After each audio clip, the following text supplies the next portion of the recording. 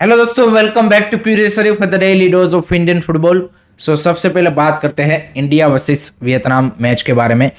तो काफ़ी सारे फैंस इस मैच से ज़्यादा as such you can say कि कॉन्फिडेंट नहीं हो गए कि भाई इंडिया इस मैच को निकाल ही लेगा, क्योंकि seeing India's performance in last 1 year particularly कि जहाँ पे हमने 10 मैचेस लगातार कंटिन्यूसली हारे हैं, तो उसके बाद फैंस में वो एक मतलब क्या बोलते हैं कि जीत की उम्मीद तो अब चली गई है। सिर्फ इतना एक्सपेक्ट करते हैं कि भाई हमारी टीम अच्छा खेल ले। एंड काफ़ी सारे लोग बोलते हैं कि हमारी टीम अभी रीबिल्ड में है, मनोलो मार्केस के अंडर यहाँ पे हमारा ये तीसरा मैच है, ये सारी चीज़ें है। बट एक चीज़ हमें याद रखनी पड़ेगी कि एट द मोमेंट अगर आप दोनों टीमों को कंपेयर करें तो दोनों टीमें similar C you can say कि स्टेट ऑफ पोजिशन में है। बिकॉज वियतनाम भी स्ट्रगल कर रही है, उन्होंने भी अपने पिछले जो 11 मैचेस है उसमें से 10 मैचेस हारे हैं। एंड अगर हम 20 सितंबर 2022 की बात करें, यानी कि एग्जैक्ट यू कैन से कि 2 ईयर्स अगो जब हमारी टीम उनके सामने भिड़ी थी तो हम 3-0 से हारे थे। एंड उस टाइम पे हमारी टीम बेटर खेल रही थी, उनकी भी यहाँ पे ज़बरदस्त टीम थी। एंड उनका भी अभी आप देखिए कि डिक्लाइन आया है पिछले 2 साल में। हमारा भी तो कंप्लीटली हम तो यहाँ पे क्या बोलते हैं कि बॉटम पे ही चले गए हैं। सो कभी कभी क्या होता है कि नो डाउट प्लेयरों का वो आप बोलते हैं कि भाई हंगरनेस नहीं है, डिज़ायर नहीं है, बट कभी कभी आप देखिए लगातार इतनी यहाँ पे मैचेस हार जाते हो, लगातार 10 मैचेस जब आप हार जाते हो तो यहाँ पे प्लेयरों को भी अपने कॉन्फिडेंस जो भी उनके स्किल सेट है उनके ऊपर भी थोड़ा सा यहाँ पे वो होता है डाउट। एंड आई थिंक इसीलिए यहाँ पे एक आपको विन चाहिए होता है कि जिससे आप में फिर से वो एक यहाँ पे क्या बोलते हैं कि एनर्जी या फिर एक वो कॉन्फिडेंस आए कि हाँ भाई हम यहाँ पे मैचेस निकाल सकते हैं। तो आई थिंक इंडियन टीम को भी, मनोलो मार्केस को भी, चाहे भले ही तीसरा मैच हो एंड देखिए ये रीबिल्ड हो रहे हैं, ये सारी टर्म्स यूज़ की जाती है कि भाई एक आपने शुरुआत की है, बट रिजल्ट लाना भी उतना ही इंटरनेशनल लेवल पे, टॉप लेवल पे पर्टिकुलरली रिजल्ट काफ़ी ज़्यादा मैटर होता है। क्योंकि आपकी जो गेम प्ले है उसको लोग 10 दिन याद रखेंगे, बट याद क्या किया जाएगा कि आपने भाई यहाँ पे वियतनाम को हराया था। So I think Manolo Marquez and team के लिए वो ज़्यादा ज़रूरी है कि भाई कैसे भी करके ये जो 12 अक्टूबर का मैच है कि जहाँ पे वियतनाम भी उतनी स्ट्रॉन्ग नहीं है, नो डाउट हम भी यहाँ पे स्ट्रॉन्ग नहीं है, but I think we can definitely उनको चैलेंज करके एक अगर स्क्रैपी सा भी निकालते हैं तो आई थिंक हमारी टीम के लिए वो कॉन्फिडेंस के तौर पे काफ़ी ज़्यादा ज़रूरी होगा। तो लेट मी नो गाइस, आप क्या सोचते हो इसके बारे में, अपने ओपिनियन ज़रूर बताइए।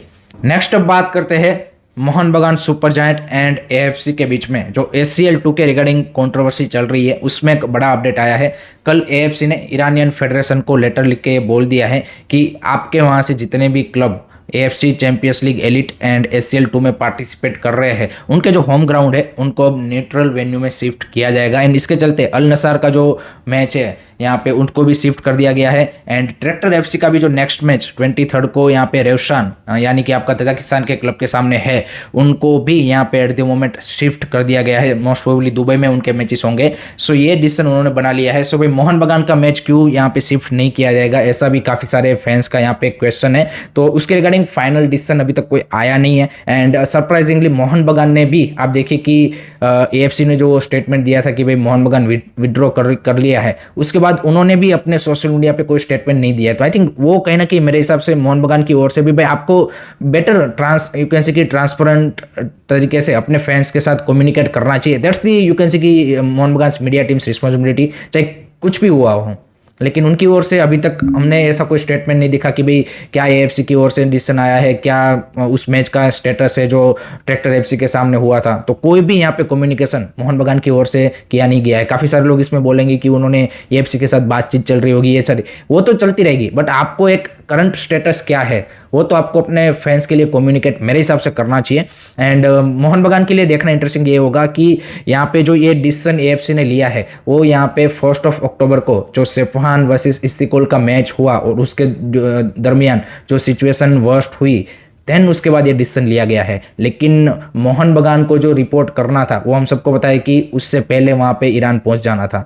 सो देखते हैं कि नो डाउट उनका मैच 2 अक्टूबर को था, बट 29 को वो ट्रैवल करने वाले थे, तो मोस्ट प्रोबेबली आपको 30 को वहाँ पे पहुँच जाते। यानी ये जो सारी घटना हुई है वो 1 अक्टूबर को हुई है। सो देखते हैं किस तरह से अब यहाँ पे मोहन बगान अपना जो केस है वो AFC में रखते हैं। एंड अगर उनके फेवर में डिसीजन आता है then definitely they will play upcoming matches of ACL 2। तो देखना काफ़ी इंटरेस्टिंग होगा। लेट मी नो गाइस, आप क्या सोचते हो, कमेंट सेक्शन में अपने ओपिनियन ज़रूर बताइए। अब बात करते हैं भाई रिलायंस फाउंडेशन यंग चैंप्स की जो नुपांग लीग जो मिजोरम में पिछले 2 साल से करते आ रहे हैं। नवंबर 2022 से उन्होंने एक ये पायनियरिंग प्रोजेक्ट स्टार्ट किया है यूथ लेवल के तौर पे। तो उसका अब 3rd सीजन यहाँ पे नवंबर से स्टार्ट होने वाला है। एंड आई थिंक जिस तरह से उसका पूरा फॉर्मेट रखा गया है कि जहाँ पे आप देखिए कि यूथ कैटेगरी में 5 कैटेगरी है, under 6, under 8, under 10, under 12 and under 14। Mizoram के जो चारों डिस्ट्रिक्ट है उसमें थ्रू आउट 9 मंथ, अब देखिए हम बात करते हैं कि एएफएफ को 9 महीने की यूथ लीग लानी चाहिए।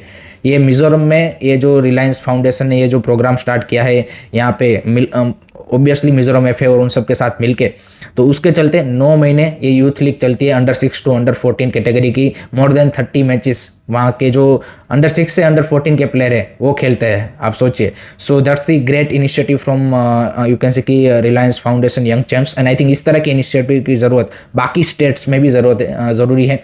भाईचुंग भूटिया ने भी रिसेंटली वहाँ पे विजिट किया था, उन्होंने भी बोला कि जो ये प्रोजेक्ट मिजोरम में चल रहा है ऐसे बाकी स्टेट्स में भी होने पड़ेंगे, सिर्फ ये नॉर्थ ईस्ट या फिर मिजोरम एक स्टेट में होगा तो उससे कुछ फायदा नहीं है। तो आई थिंक बाकी जो स्टेट अफेयर्स है उनको इस तरह के जो प्राइवेट बॉडी है कि जिनको लाना पड़ेगा ऑन बोर्ड, क्योंकि आप देखिए कि रिलायंस फाउंडेशन ये जो सारी लीग्स होती है उसको वो वहाँ पे ऑर्गेनाइज करती है, जैसे आईएसएल ऑर्गेनाइज करते हैं वैसे ही वो वहाँ पे ऑर्गेनाइज करके देते हैं ताकि आपका मैनेजमेंट बेटर हो। बाकी तो हमने देखा है कि भाई एएफएफ या फिर स्टेट एफएस का किस तरह से मैच यहाँ पे ऑर्गेनाइज होता है, ये तो प्रॉपर तरीके से आपको मैच ऑर्गेनाइज करके देते हैं। तो आई think that's the great thing. And I think इस तरह के जो इनिशिएटिव है यहाँ पे वो बाकी स्टेट एफएस में भी होने चाहिए। Late me know guys what do you think about this, comment section में बता दीजिए। अब बात करते हैं इंडिया के one of the legacy club या फिर one of the famous club Dempo SC के बारे में, जो कि इस सीजन से आई लीग में वापसी कर रहे हैं। आई थिंक लास्ट टाइम वो 2016 में वो खेले थे I League and 3 time I League champion भी है। सो उनके जो यहाँ पे सीईओ है प्रद्युमन रेड्डी, रिसेंटली उन्होंने स्पोर्ट्स स्टार को एक इंटरव्यू दिया है एंड वहाँ पे क्लब के जो अपकमिंग प्लान्स है उसके बारे में बताया है। तो आई थिंक जिस तरह से डेम्पो एससी ने वापसी की है अपनी जर्नी की, आई थिंक वो काफ़ी ज़्यादा बेटर तरीके से उन्होंने क्लब मैनेजमेंट को बनाया है, जहाँ पे फोकस अपनी एकेडमी के ऊपर डाला है, किस तरह से प्लेयरों को डेवलप किया जाए। उन्होंने ये भी बोला कि हमारे पास ऑप्शन था लास्ट ईयर कि जब आई लीग में डायरेक्ट एंट्री से टीम अलाउ की जा रही थी तब हमने भी उसके बारे में सोचा था, लेकिन हमने सोचा कि भाई नहीं, अगर हमें आई लीग में वापसी करनी है तो मेरिट बेसिस पे ही करनी है, फोकस हमारा यूथ फुटबॉल डेवलपमेंट के ऊपर रखना है। एंड इस सीज़न जो आई लीग है उसमें भी उन्होंने अपनी ओर से ये रखा है कि उनके जो 5 अंडर 21 के प्लेयर है उसको वो आई लीग की अपनी टीम में इंक्लूड करेंगे। एंड जो 6 फॉरेनर आपको साइन करने का मौका मिलता है आई लीग में, वो यहाँ पे वो इस बार 6 के 6 फॉरेनर साइन नहीं करेंगे, क्योंकि खिला तो आप 4 सकते हो, उनका ये मानना है। एंड वो चाहते हैं कि 3-4 फॉरेनर ही साइन करे ताकि 4 फॉरेनर वो खेले एंड अगर उसमें से कोई इंजर्ड हो तो फिर वहाँ पे वो यंग प्लेयर को मौका मिले। ऐसा नहीं हो कि भाई वो फॉरेनर को रिप्लेस करके हम फॉरेनर को मौका दे। तो ये भी उनका थॉट प्रोसेस है। उनकी जो एला एकेडमी है उसको भी उन्होंने बेहतर तरीके से इंफ्रास्ट्रक्चर वाइज आप देखिए कि डेवलप किया है, जहाँ पे उन्होंने अपने जो आई लीग 2 या फिर अपने जो स्टेट लीग के मैचेस है वो वहाँ पे एज अ होम ग्राउंड खेलते हैं। एंड मोस्ट प्रोबेबली उनके जो आई लीग के मैचेस भी है वो भी वो वहाँ पे खेलने का उनका पूरा यहाँ पे कोशिश है। And recently India under 20 and अब हमारी जो वुमेंस टीम है उन्होंने भी उनकी ट्रेनिंग फैसिलिटी को यहाँ पे यूज़ किया था as a training ground. So they are also working to develop their you can say कि own training facility, infrastructure and everything. And उसके साथ ही उनका फोकस है कि भाई किस तरह से अपने वहाँ से प्लेयर डेवलप करके यहाँ पे जो अपनी टीम है उसको मजबूत किया जाए। So I think overall a very good vision from the you can say कि Dempo SC. Let hope so इस सीजन आई लीग में वो अच्छा करे। Let me know guys what do you think about Dempo SC, आपकी कौन सी मेमोरी है Dempo SC के, कोई ऐसे पर्टिकुलर अगर जुड़ी हुई है पास्ट की तो ज़रूर कमेंट सेक्शन में बता दीजिएगा। देन बात करते हैं दूसरे एक आई लीग क्लब की, वो है श्रीनिधि डेक्कन। तो उन्होंने भी इस सीजन के लिए भाई यहाँ पे अपोलो हॉस्पिटल जो है ग्रुप उसके साथ पार्टनरशिप की है as there you can say कि जर्सी स्पॉन्सर एंड यहाँ पे health sponsor. So that's a great deal from the Srinidhi Deccan side because Apollo hospital is a big name in India. And I think इस तरह के जो company या फिर group को ऑन बोर्ड लाना, I think for I League club, I think that's a very good deal done by the Srinidhi Deccan management and another example of a very good you can say कि management setup. Sreenidi Deccan also has their own facility, they have their you can say ki youth teams and everything set it up. I think they are also one of the well run club in India। अगर आप बात करें ISL आई League में, ऐसा club है कि जिसका आप देखिए स्ट्रक्चर एक आपको प्रॉपर जो यूरोपियन क्लब का स्ट्रक्चर या फिर एक जो प्रोफेशनल स्ट्रक्चर आप देखते हो उस तरह का देखने को मिलता है। तो definitely that's a great deal for Shrinidhi Deccan. Last में बात करते हैं ओडिशा एफसी की जो वुमेन्स टीम है, उन्होंने कल अपना second match AFC women's champions league का against Ho Chi Minh City के सामने खेला, जहाँ पे 3-1 से वो हार गए, लेकिन जो उर्वा रेड से हारे थे उसके बाद डेफिनेटली टीम ने कमबैक किया आप बोलेंगे। फर्स्ट मिनट में नो डाउट इस मैच में भी उन्होंने गोल कंसीडर कर दिया था थ्रू डेट कॉर्नर। उसके बाद फर्स्ट हाफ के एंड तक 2-0 से डाउन थे, बट सेकंड हाफ में अच्छी वापसी की एंड एक गोल भी मारा। So that's the I think good thing, but it's a long way to go. And अब एक मैच बचा है जो कि आपका यहाँ पे ताइवान की जो क्लब है ब्लू वेल्स उनके सामने है, एंड देन यहाँ पे उनका जो कैंपेन है वो खत्म हो जाएगा, क्योंकि नेक्स्ट राउंड के लिए तो ऑब्वियसली वो क्वालिफाई नहीं हो पाएंगे। बट आई थिंक काफ़ी सारी चीज़ें यहाँ से डेफिनेटली ओडिशा एफसी के जो मैनेजमेंट है and I think women's football के पर्सपेक्टिव से भी यहाँ पे डेफिनेटली सीखने को मिली होगी। So that's it from my side guys regarding today's Indian football news. I hope कि आपको वीडियो पसंद आया होगा। Keep supporting Indian football, don't forget to like share and subscribe curious study. जय हिंद, जय भारत।